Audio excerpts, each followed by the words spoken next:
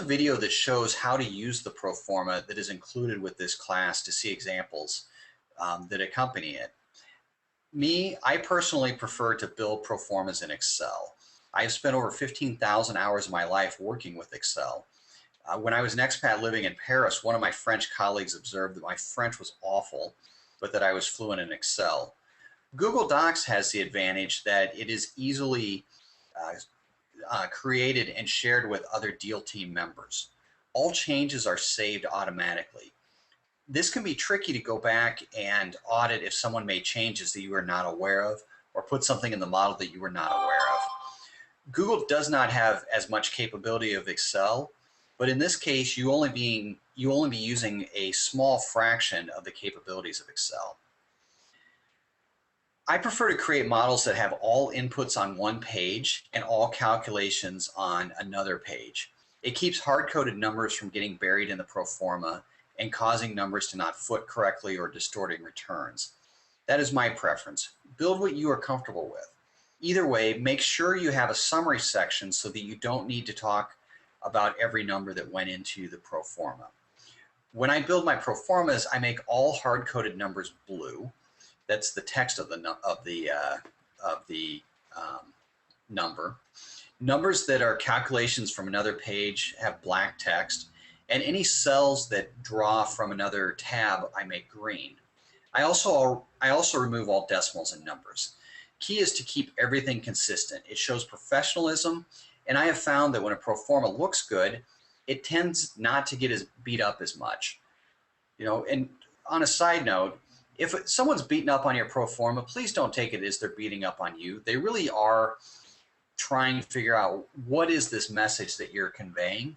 And, again, it's don't shoot the messenger because of the message. So, kind of along those lines, when there's stray numbers and comments that attract attention and are distracting from what the real purpose of the pro forma is, it doesn't further the conversation. Another trick I have learned is to build all my models so that the tabs flow left to right, with the inputs on the left and the summary tab on the right. I also try very hard to have any cell be dependent on a cell in a row below it, or try not to have any cells be dependent on a cell in a row below it. Thus, everything calculates downwards, and there's no moving up into a calculation. Very few businesses need to build a pro forma that shows more than 3 years. You can do it annually, monthly, or quarterly. The only time to build a pro forma that stretches more than 3 years is if you have contracted revenue that stretches beyond the third year.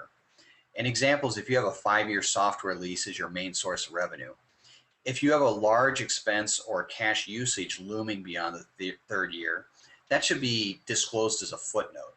An example would be a loan with a balloon payment due in the 5th year.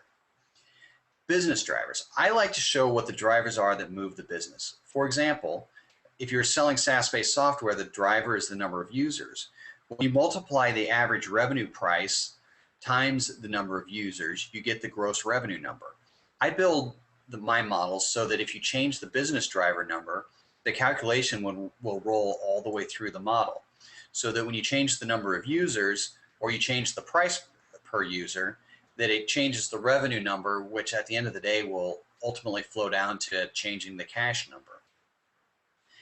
In the pro forma that is included with the course, the file is set up so that there's an inputs tab that drives a monthly tab, which is summarized into a summary tab that only shows annual amounts. The summary section I try to make so that it can be easily copied and pasted into your other marketing materials, like your pitch deck or other written materials you're sharing with potential investors or influencers.